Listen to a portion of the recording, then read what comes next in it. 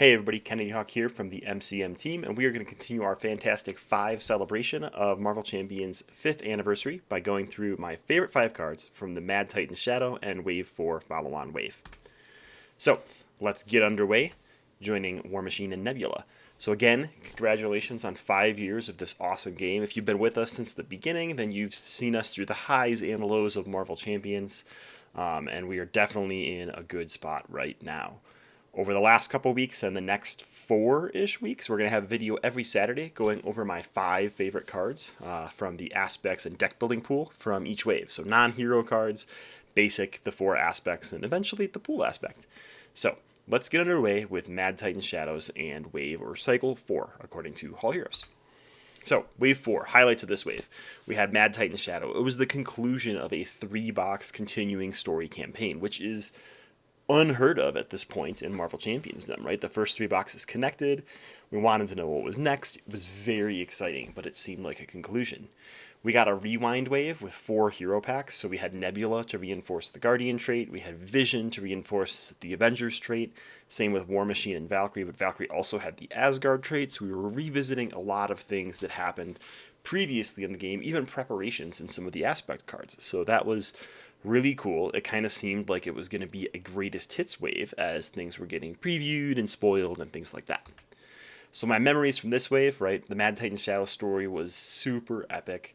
There was a plot twist villain, so if you haven't played through Mad Titan Shadow yet, I'm sorry, you're a couple years behind, and we're going to spoil a little bit for you, but the Mad Titan is not, well, Thanos, the Mad Titan, is not the final villain of the box. Instead, it was Loki, and that was shocking for people as they opened their box. Unfortunately, it was very obvious as you sorted your cards. So, maybe in the future they'll seal some of those mystery villains, but this time it was kind of spoiled for a lot of us. But it was still exciting and a creative twist on the story building. We got to revisit all these old traits, like we mentioned. We got to revisit some of the classic signature allies or aspect allies that hadn't had hero kits before. Boom Guy from The Winning Hand would say that the Vision came out, so this is when Marvel Champions truly became Marvel Champions. Another one-hero character there.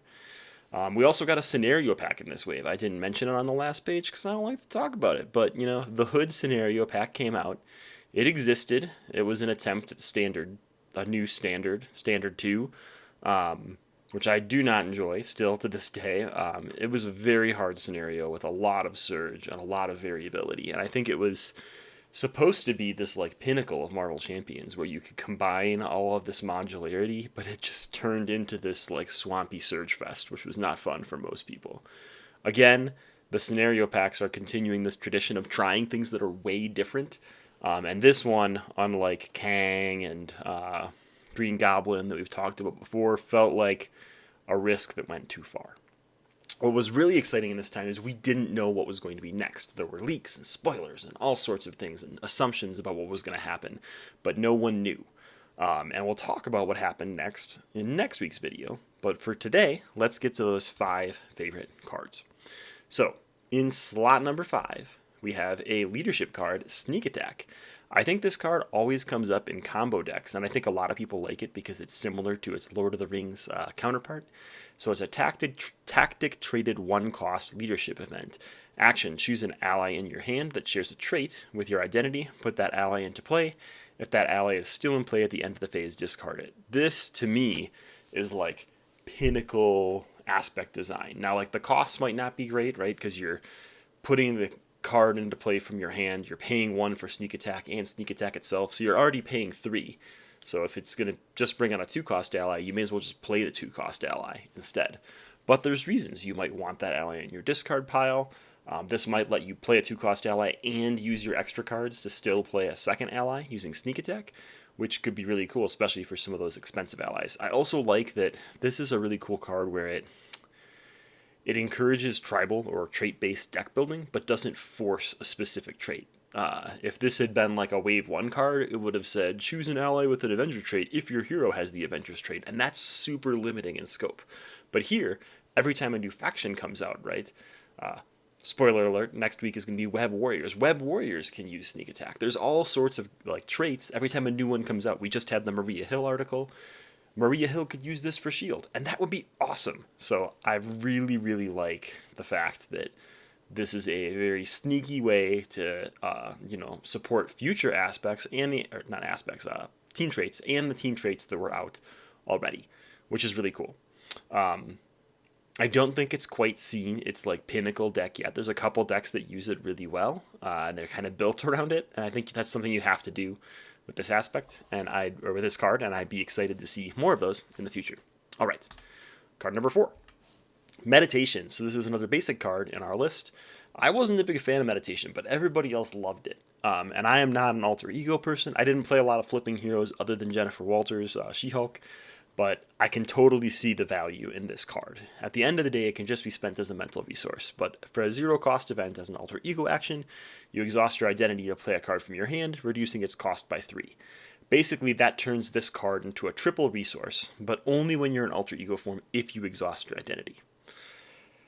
It is exciting. I do think it's cool. It enables a lot of those like alter ego only builds that some people like to run. Those aren't my kind of builds, but I think that it's a really powerful card for flippers and for setup, right? You use this card at setup to get your mansion down or to get your helicarrier down and play the rest of your hand.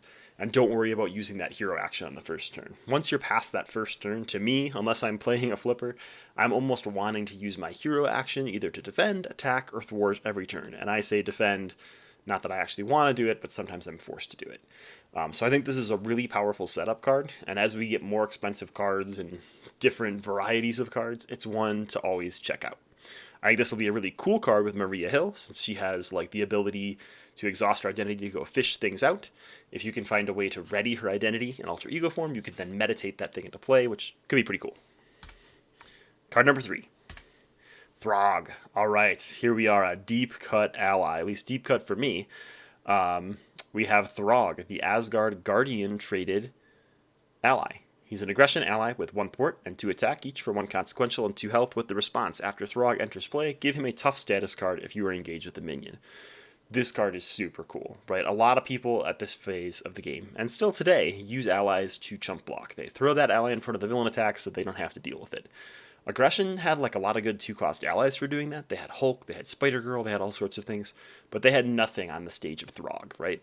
They want to have minions, so they're summoning those minions to gain their bonuses as an aggression player, and then because of that, you can also gain this bonus on Throg, where he can now absorb an attack with his tough, use one of his stats the next round, and then, well, if he's defended, then he's not ready, so he would absorb an attack, use his stats another round later, and then defend 1 time. But he can absorb 2 attacks for 2 cost, which is amazing. Even as just a 2-cost ally that chump blocks and attacks for 2 once, he's fine. But when he gets that tough status card, he is just bonkers crazy. And as we get like into these later boxes, the minions get grosser and grosser and grosser. So you really need a good reason or buff other than just the aggression events to trigger off of those minions that you're getting added to your field. All right. Card number 2 is Kooo, another 2-cost ally. Somebody likes their allies. A 2-cost ally in leadership with 1 thwart, 1 attack, and 2 health with the Avenger and Mystic trait. But what really makes Kooo great is this response. Response: after Kooo enters play, search the top 5 cards of your deck for an event, add that event to your hand, and shuffle your deck. It's after he enters play, so you can get away with the rapid response, shenanigans, and all sorts of things. But Kooo is amazing, right? Every hero we have had so far has signature events. Sometimes they're attacks, sometimes they're other things, sometimes they're thwarts, sometimes they're defenses. But being able to look at those top 5 cards of your deck, pick the best card, basically, the best event card at least, and add it to your hand is amazing. And to be on a 2-cost body that can also block for you is pretty sweet. A lot of times for me, Kooo is pay 2, go grab my best event, ping off tough, and use event. Or it's pay 2, go remove some threat so I don't die to thwarting, defend, and grab some event for me so I can be big and flashy. And that's exactly what an ally should do, is make your hero feel like the star of the show. For that, I love Kooo. All right, card number 1 from the Mad Titan Shadow Wave. For me, is One Way or Another. And this is because I play a lot of solo and 2-player, but I also think this card is really fun socially in 4-player. So One Way or Another is a 0-cost event. I think it was a Nebula's pack, max 1 per round. Hero action: search the encounter deck for a side scheme. Reveal that side scheme, so you are going to get the when revealed effects, and then draw 3 cards. So spend 1 card to draw 3 and get a side scheme that Justice players like. Now, the reason that this is interesting is a lot of side schemes scale by player. So if you're playing in 4-player and you go grab a 5 per player side scheme, all of a sudden you have a 20 threat side scheme to deal with. And people usually aren't super happy about that. But if you're just grabbing an acceleration token and you're getting those 3 cards and it lets you burst, then by all means, go for it. Back when this came out, Jessica Jones, one of our previous cards we talked about, was still super popular. So this was a great way to get a bunch of side schemes on the board to power up Jessica Jones right away, which I think you can still do between player side schemes one way or another and other ways to get those side schemes into play. So I think this card is still relevant. It's still one of my favorite Justice cards in solo, but even in multiplayer, sometimes I just like to cause a little bit of chaos for the team, and this is the kind of card that does that. So I am super thankful for one way or another going into this Thanksgiving week, and that wraps up our 5 cards from the Mad Titan Shadow wave. So what are your favorite cards and memories from this wave? What do you remember about finding out that Thanos was not the big bad of the Mad Titan Shadows box, despite everything the box art may have told you? What do you think about the Hood scenario pack? Do we still hate it? Do we still love it? Which mod sets do you use from it? Because I actually have found that I use a lot of the mod sets from the Hood, but not a lot of the Hood and Standard 2 themselves. Other than that, we'll join you next week when we talk about Sinister Motives and the wave that follows that. Till then, have a great time thwarting those heroes this Thanksgiving week. See ya.